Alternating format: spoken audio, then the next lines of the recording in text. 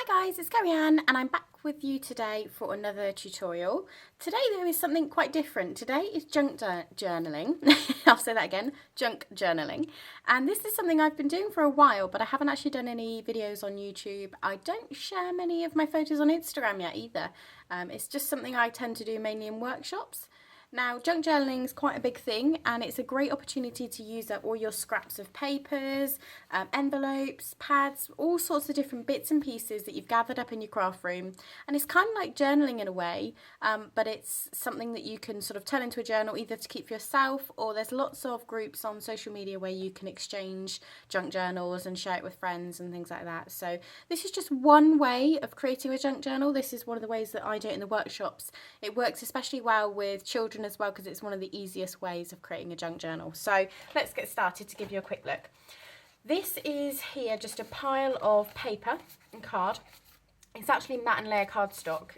Again, this is my go-to cardstock for everything. And these are marbled pages. Now these are the pages that I've chosen not to use for backgrounds in my card making because they just don't appeal to me for backgrounds. I mean, some of you will look at these and go, oh my god, but they would make amazing cards. They probably would, especially like that one with a star or something there. But what I'm going to do is just fish through them and find ones. I mean, you can see here that my sons have been stamping on it as well. These are actually all done by my little boys.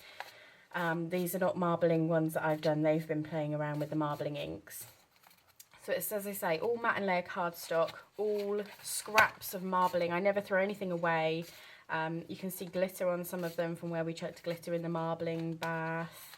Those ones are stuck together. But yeah, these are just scraps. And this is where we've got to where I've started to prepare the junk journal. So I'm going to put these ones to one side.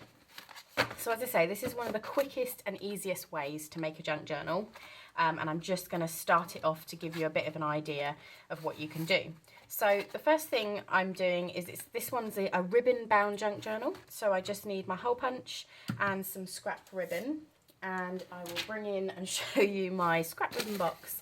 So if you are a bit of a craft hoarder like me, you'll find that things like this I've actually got off of presents over the years, from the boys' presents. I cut off any bits of ribbon that I see on anything in the house, towels, you know, packaging, everything. So that's what this scrap ribbons box is all about. I'm actually going to use this piece here.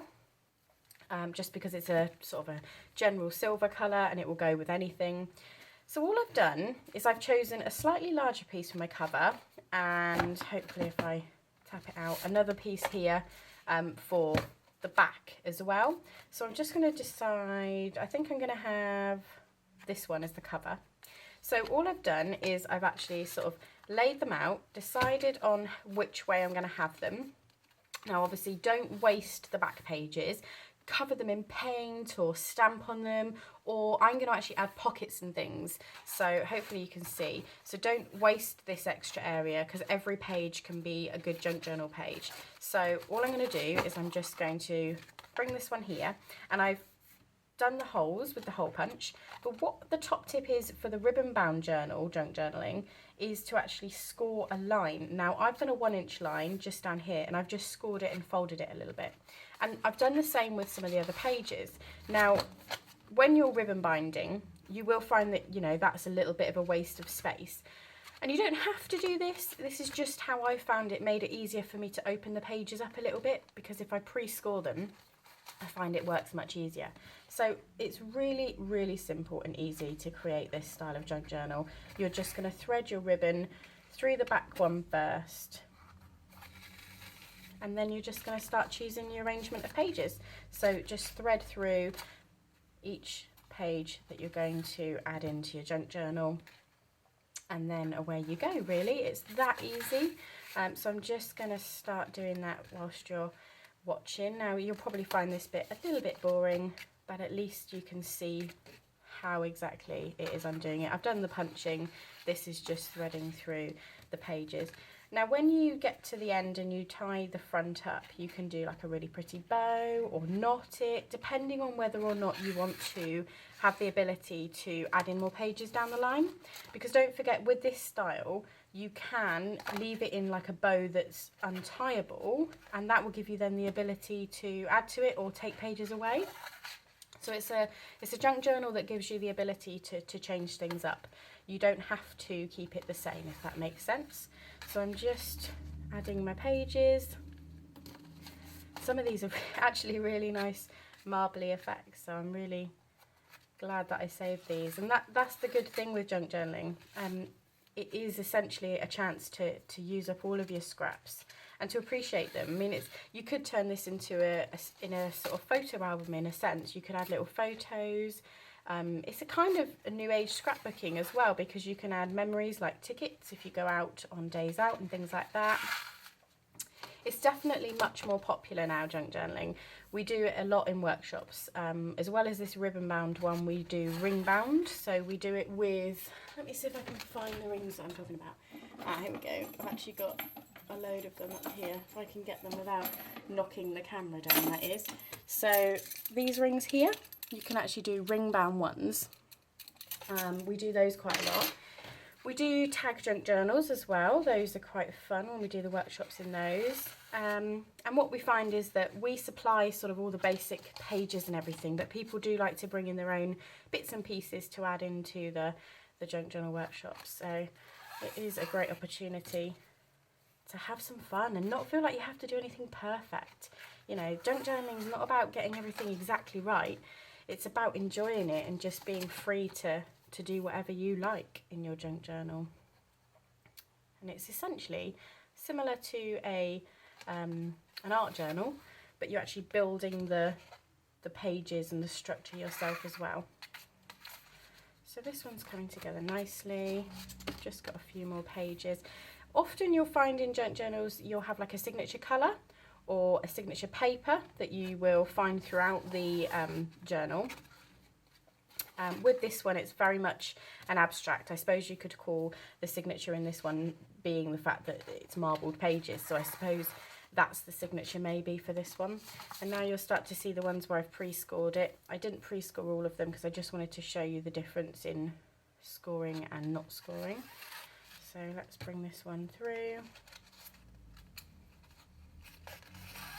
And then I'll leave that one and I'll just go straight to the front cover. So the front cover is a slightly bigger size, just so that it covers the pages.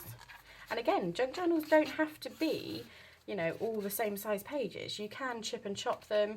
You could give them scalloped edges. You can do all sorts of different things. So there we have it. There is the bound part of it. And all I'm going to do is come in and do my first knot. And then I'm going to do a loose bow, because this is one that I want to have the ability to add and change pages to.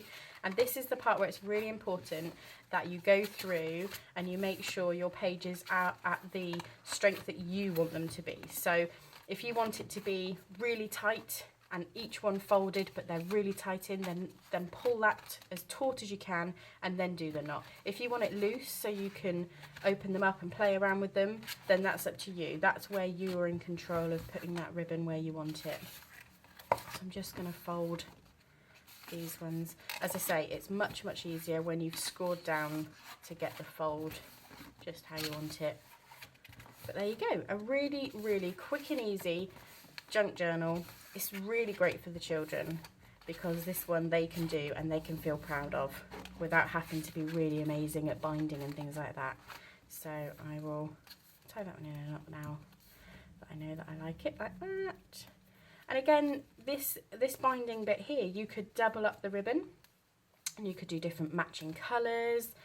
You can add in keyring sort of elements to this part here. I know that some of the journals that I've done in workshops, we've added on extra bows, so we've come back in with another piece of ribbon, whether it be a similar colour or a different colour, and then we tie in another knot and then tie in another bow, and it just gives it extra detail on the binding there.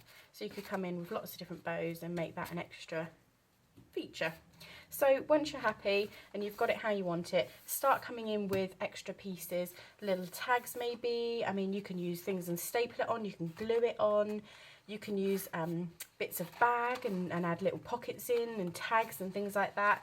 This video is just really to show you a really basic binding using the ribbon there. And it's quite a nice one, as I say, really to start with if you're a beginner for junk journaling. But essentially, I have that now ready. I'm just going to go in, I think, with some stamps and inks and just ink up these back pages here. And then start adding in bits and pieces, and I'll share on Instagram or maybe in another video how this one ends up and how it gets finished so you can see.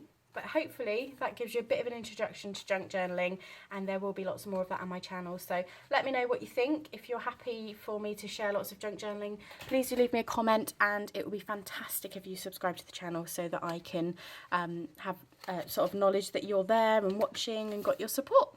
So thanks for watching everyone, and happy crafting!